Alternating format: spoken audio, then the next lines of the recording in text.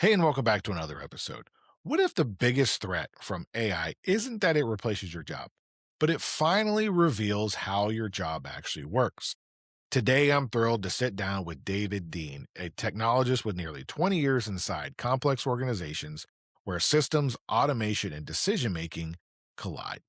His new book, An Inbox Between Us, pulls back the curtain on how work actually gets done inside companies and what changes when AI steps into that messy reality. David and I are talking about the widespread fear of job loss, which is distracting us from AI's real impact, exposing the hidden operating systems in organizations, the informal communication, workarounds, and judgment calls that keep everything running but never make it into the organization chart or the training manual. Stick around and you'll walk away with clear steps to adapt and future proof your role in this new environment. So, David, welcome to the show. David, welcome to the show. Thank you for having me, Tim. Appreciate it to be on here. Glad we're able to make this happen. So, we all just heard your incredible read in and bio, but why don't you just tell us a little bit more about yourself? Yeah, so I've had the pleasure of being working with different business units and many different types of organizations, small, large enterprise, in regards to understanding how they work and how they behave in organizations. And I've spent many years in many different types of capacities. I may have been your support person. I may have designed solutions for you. I may have helped secure those ecosystems that you're working in every day with it. But more and more as I moved on with my career, I was more in the realm around solving problems and addressing business needs and business goals around technology, and AI is a part of that, now, and it's a big part of it. And with all that background and almost 20 years experience in being in this space, as I transitioned into this realm, I've had the opportunity to kind of uncover and utilize all my past experience to kind of help business users and leaders to truly understand what this transition means in a workplace around it, because it's a big change. It's a big culture change around it. And I felt like that users were resonating with what I had to say and what this really meant and what it meant, internally for them. And to a sense of degree and realism. And so that opportunity came about in regards to my book and that I put together. And I've been getting a lot of great feedback around it as far as how it's really helped them kind of get grounded, have a kind of a clear sense of direction in their mindset and state of mind regarding where this journey is taking them. And so I love your background and how you kind of morphed into AI. What's the biggest challenge that you think is facing people today as they go through that transition? A lot of people are still figuring out what this really means and how this change occurs with it. And because AI is being thrown around for all kinds of different things and all different kinds of opportunities with it, but it takes time and effort in order to transition a technology into how people work every day with it. And a lot of it is understanding what that intimate story is for that individual. And I'll use the term individual, but I also will use the term the individual as a company too, or as a team, or as a leader, or as an individual person. We're all still figuring it out. Despite everything that's being put out there, everyone is still like, what does this mean? And because the one thing I talk about from a book standpoint is that AI is really like this third presence that's coming into this ecosystem. It's there and it's going to be a part of this organizational dynamic for yourself, for the company, between each other, around it. And so, what does that mean? So it's relationship building in all reality is I have to develop a relationship to ultimately what AI actually means for me in these different dynamics with it. And so this is what I try to help understand what role that is for AI in the workplace, because it's different on the consumer side. If I'm a person doing everyday, things personally with that, while there is some overlap, it's completely different in the workplace. And so one of the big things that I talk about in the book, it's really an opportunity for self-realization in the workplace, self-discovery, both as an individual, as a leader, and as an organization, because there's a story to tell there. And AI is here as kind of an initial way to step in to help realize where it's going to be helpful, where it's going to provide value, and where it's not, with it around it, because AI is not going to do everything with it. And And so understanding those limitations and understanding where people still matter in regards to how business activities and processes occur, just trying to make sense of that. And then this third presence come in. Where does that play into that role and dynamic? And so how do you see AI being used for in the role of self-discovery, and how can individuals and organizations really leverage that? So a lot of things in this AI world, a lot of the dynamics that have been focused around AI is focused around what I would call the written contract or the official documented way on how a business runs. So, your company values, your job descriptions, your documented SOPs and processes, your presentations, all those different types of things. That is what is the documented process of stating, like, this is how we run as a business, and this is how we do things. Where the opportunity AI is going to provide the most value from an organization is the unwritten contract. It's really actually how work gets done, because what is officially documented is only a certain lens, and it's usually a high level lens on how to execute all the tasks that need to happen and occur. So that unwritten contract is all of those side conversations, all those organizational people dynamics, all those meetings, all those transcripts, all the small decisions that are made to lead up to that bigger decision around it, all of those collaborative efforts, all of those side documentations and projects in order to cultivate to that official step and need to make this happen. And so that's what I call that unwritten contract with it. And AI is designed to mimic human behavior. So what I basically say, let's make it human. And in order to make it human, you need to integrate and understand that organizational dynamics, because that's where you're going to get the most value out of what AI can provide to you as an individual or as an organization. So could you provide an example of what that would look like? Because to program an AI machine right out of the box, they all kind of look the same. So Mhm. what's an example or a story of how somebody might go about doing? Yeah. So the one thing I was alluding to is this is that all these dynamics out there are documented somewhere. So, the official ones are documented. You have the PowerPoints and Word documents and web pages and all that kind of stuff. But a lot of times those intimate organizational dynamics, it's all in people's heads a lot of times. People just know things, and we're part of the system too. Everything we know, what we experience, all that kind of stuff, that's a part of it. So how do we get that? How do we figure that out, with it to be able to create understanding and insight around this? So something that I call, as far as in the book, the inbox is the behavioral record of how we work as an organization. And so that all of that accumulation of that unwritten contract is in our emails, chat messages, transcripts, inside of our documents and our comments and all those different types of things. All of those tell stories.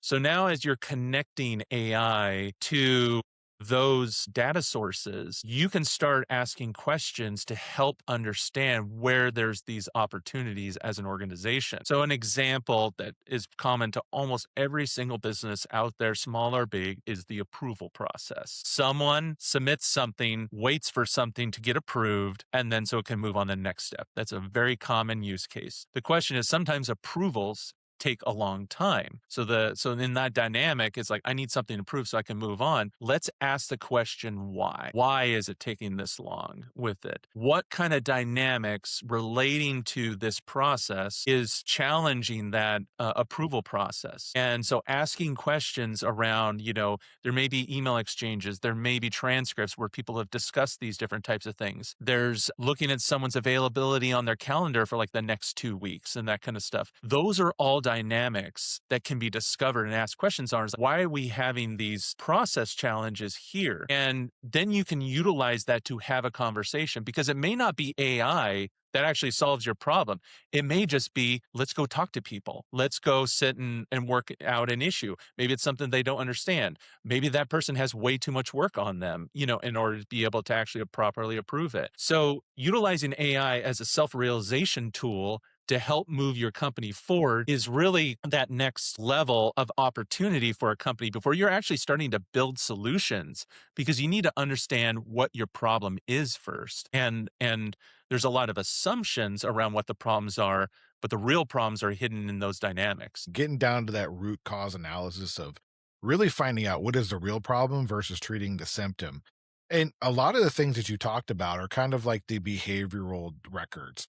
So, how can we use behavioral records like emails and transcripts and stuff like that to really help us further that self discovery process? Yeah. So Uh, usually when I coach people on getting started is pick a process in an organization that has shared challenges. It's not unique to you. Like everyone has a challenge with that because you have camaraderie in regards to like, this is a problem. We need to figure it out. We need to fix it and start looking at not only your most recent dynamics, but historical dynamics relating to it. Because what's happening now may not be the issue that could be an issue with it, but that may not be the ongoing issue or problem relating to it. And there may be more than one issue. And sometimes it's not so much of an issue, it's just here's an opportunity to enhance or improve, something in here. Once and you start asking questions. Now, asking one question is not going to provide that answer. It's usually a daisy chain of questions. You have to accumulate information that tells a story. You accumulate additional information that tells a story. Then you put all those stories together, and that eventually tells you a degree of that story. Now, is that always going to be 100% correct? Absolutely not. Because we're forgetting one of the biggest things in this ecosystem that's missing is the people. We are also machines. We also have lived experience, knowledge and consequence relating to it. We need to factor that in. So once you have something, then it's time to collaborate. It's time to start talking to each other and say, all right, we're seeing this. What are your thoughts? What do you think around this based on what you are experiencing around this? And add that to the pot. So in all reality is you are making a concoction to basically come out with some kind of potion that will help create realization on where that opportunity is. And it could be an AI solution, or it may just be an addressment of organizational dynamics, with it. When it comes to an individual and understand where that self-realization, where that opportunity, because a lot of people are like, I don't know what AI is going to offer to me. I don't know what I can use it for. Some individuals may be anti AI with it, but they ultimately still don't understand what that means and where to get started and what the value is around it. And what I say is you are an amazing tool to be able to help figure that out. And you have all of this knowledge up here, as an individual to basically figure that out. And we have things like cell phones, for example, that allow us to dictate. So tell your story. Tell yourself how you do your job every day. All of your dynamics, all of your issues, all of your challenges relating to it, start documenting it. And it doesn't need to be clean. It can be discourse, around it because AI is there to help you organize and clean it up. And then that is an opportunity to see, it can help you see signals on where those opportunities may provide value. That's a really, really great point. I was just having this conversation earlier today with a colleague because, they're rolling out AI in a lot of ways and they're saying, well, you're going to get time back. And what you've just mentioned is a process where it doesn't appear you're going to get time back because you've got to program the machine, you got to tell your story to the machine, you got to collaborate with it. Do you think most companies have a strategy when it comes to AI implementation? And if not, what should they be doing?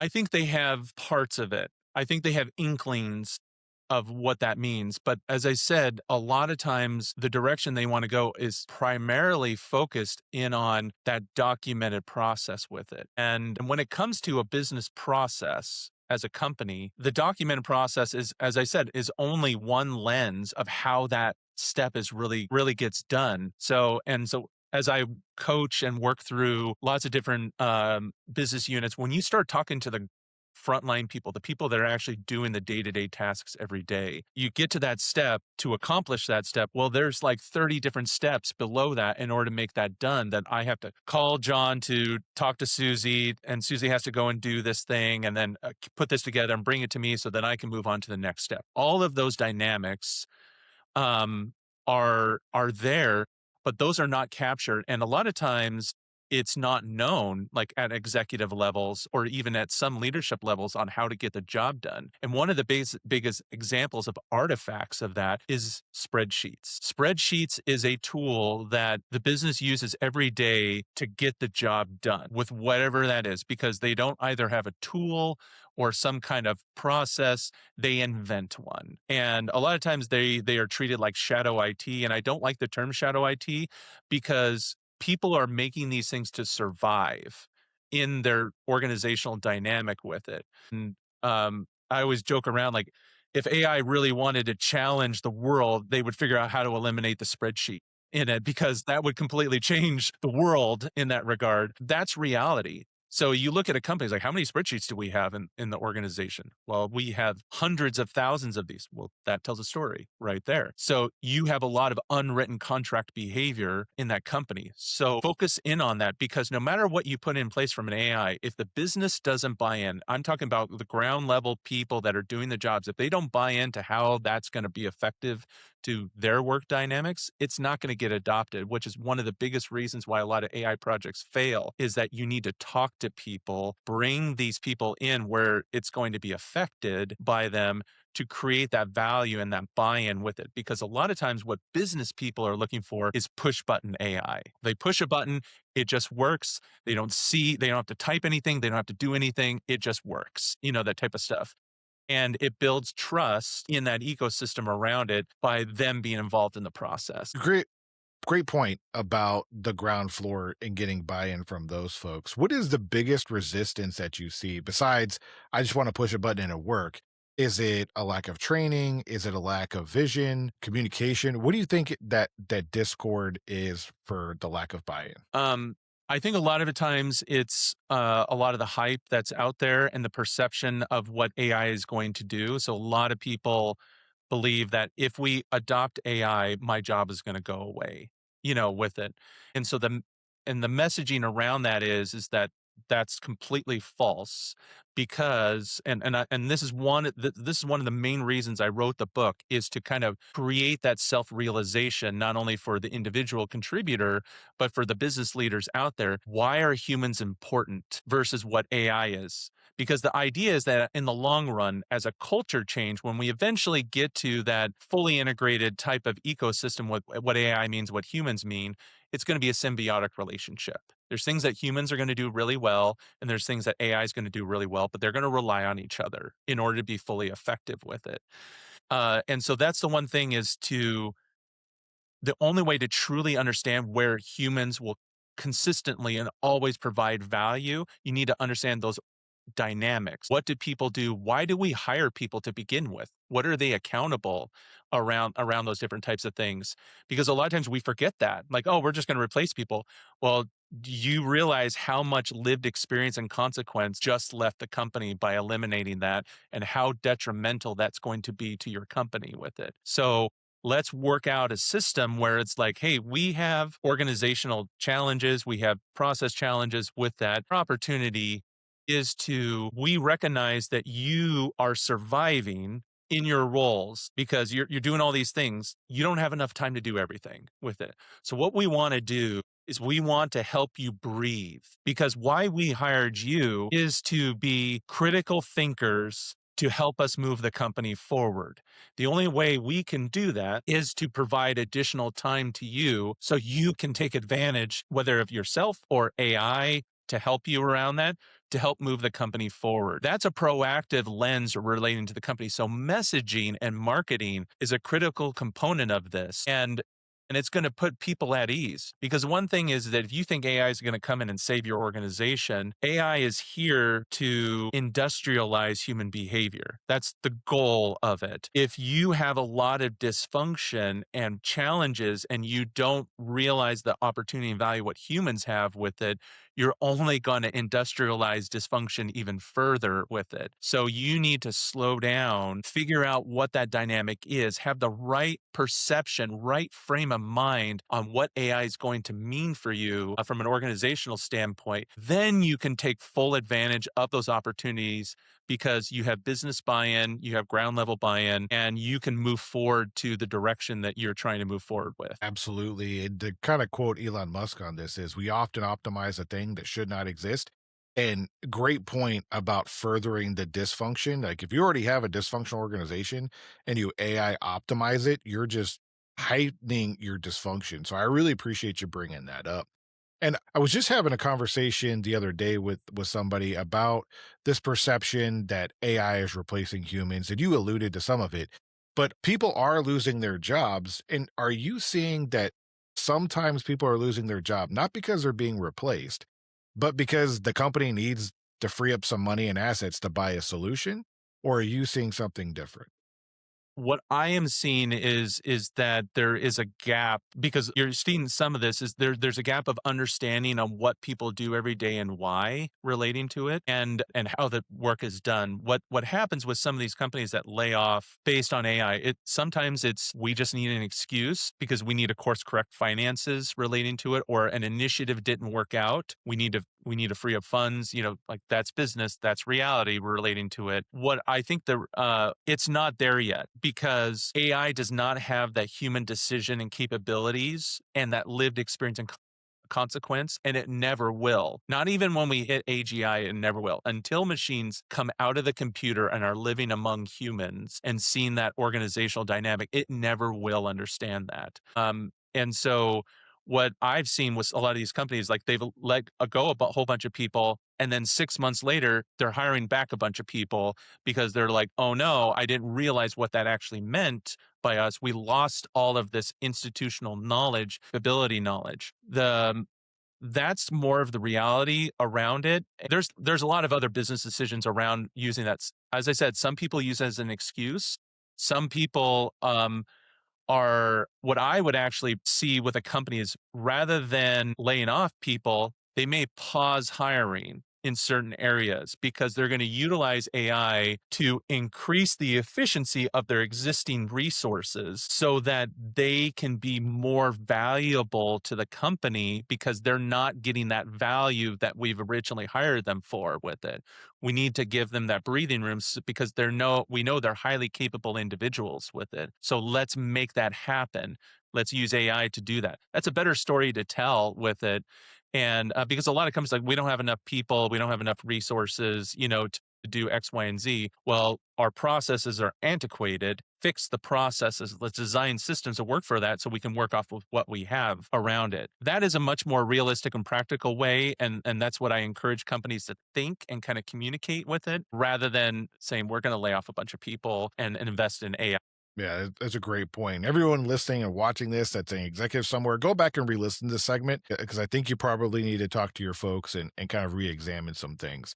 And so, David, my next question is what is some of the misconceptions that you're seeing when it comes to the AI human integration phase and the organizational behaviors? So there's a lot of trust and a lot of assumption when people using AI, they think it's this amazing picture of like tells the full story and it does not. It does not tell the full story around it. And it tells a portion of the story. It helps identify signals and patterns with it. Those signals and patterns can lead to a story, but it could still be wrong, around Mm, it. So blindly assuming that AI is right, like especially when you're using it from a self-service standpoint, it still relies on human intellectuality and lived experience to make that judgment call. So that's why humans are important in this whole equation is that no matter what is presented to you from an AI standpoint, you as a human are still accountable for whatever that answer is and whatever that means. You're interpreting that. So your experience is critically important to understanding like, is this correct? And then moving forward with that. And because there's a lot of potential sway and intent around it, AI does like to flatter us, in regards to the responses with it.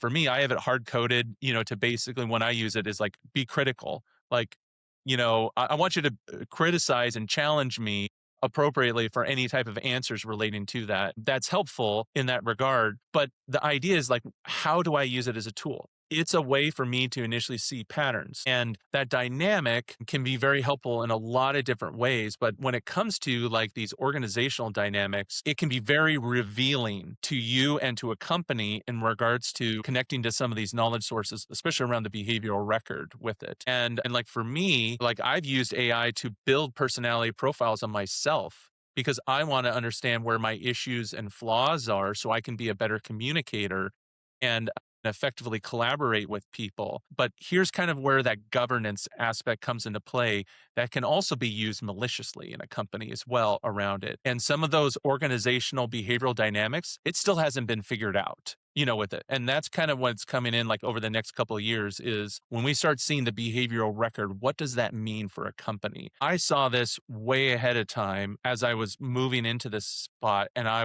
that's one of the reasons I wrote the book is like, I want leaders and people to get ahead of this and understand these dynamics with it so that they can be prepared to utilize AI appropriately and effectively in their company as an individual. Yeah, I it sounds like there needs to be a whole AI department to really provide this kind of governance and oversight.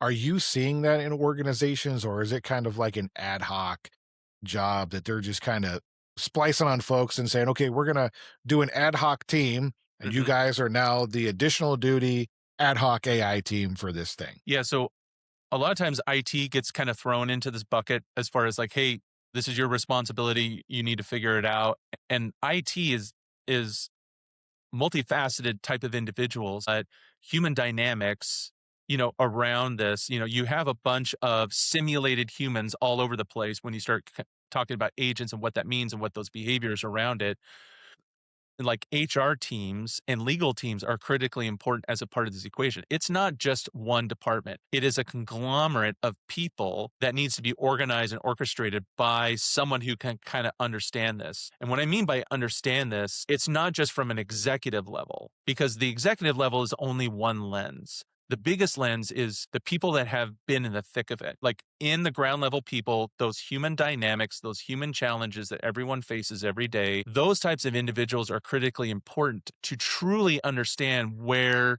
we need to govern and manage AI for an ecosystem with it. Because otherwise, if there is a disconnect at the top level around definitions and perceptions, and you start industrializing AI, as I said, it's only going to cause more dysfunction, which is, I think, some of the stuff that's been surfacing. So you need to slow down, go lower level, and create business reality. And that's kind of how I refer to myself as a business AI realist. Make it real. The only way to make it real is to be close to the people that are doing all these dynamics every day. I agree with you. Probably not the right folks you want governing your footprint as we move forward, just because it is the human connection piece. And I love the fact that you keep harping on the human connection and how humans are super important in the workplace. Completely agree with you on all of those points. So thank you. So David, my last question to you is there anything that we didn't talk about that you were like, you know what, I really wish we talked about this one subject or this one topic? I think the biggest thing that I like to call out to people is that I first want to say thank you because all of you matter. Everything you provide to the business and as a consumer, as a service, nobody really gets a chance to thank you, no matter what dynamic you are in an organization, what service you provide. I want to say thank you to you because you are important, you are valued, and you are still needed in this changing world of AI. And it's okay to slow down. It's okay to ask questions and to create this realization around it and get grounded around it. So then because it is going to come and culturally it is going to change, us. But the culture really hasn't ultimately formed yet, with it. We have all these mini cultures throughout an organization with it. That third presence being a part of that culture, it's still in its infancy. And that's okay. No matter what anybody says, it's going to take time. You think about the mobile phone, it took 10 years basically worth of cultivation to be intimately integrated on how we do business every day with it. So it's going to be the same with AI. And there's a lot of chaos and there's a lot of things going up and down, in regards to baseline and what that really means from an organizational standpoint. As I said, we're still in our infancy. So you are okay with it. Take the time to do it right and take the time for that self-realization so that yeah, so it can be fully embraced because that's what I believe. The companies that realize this and understand this, those are going to be the companies that are going to excel with AI organizationally, not the fastest computers, not the fastest AI solutions, the ones that truly understand how their organization works and how they want to help move it forward. Great points. And so, besides going to the description and the show notes, how can people get a hold of you and get a hold of your book? Yeah, so they can go to my website, davidchristopherdean.com or inboxbetweenus.com is there. It's also on Amazon and Barnes and Nobles and all major retailers. It's available for ebook right now. And if you are over the next couple of months, if you are on NetGalley or Booksprout, you can actually get advanced reader copies right now. They're for free if you're interested with it. But yeah, my goal, as I said, for that book is to help you understand what this really means and have the right headspace for it before you start making decisions on what AI actually means for you. So, for everyone watching this and listening to this episode, I really appreciate you stopping by and listening to it. And David, I really appreciate you coming on the show and sharing your expertise and knowledge with everybody. So, thank you so much. Thank you, Tim, and it was great talking with you and everyone else.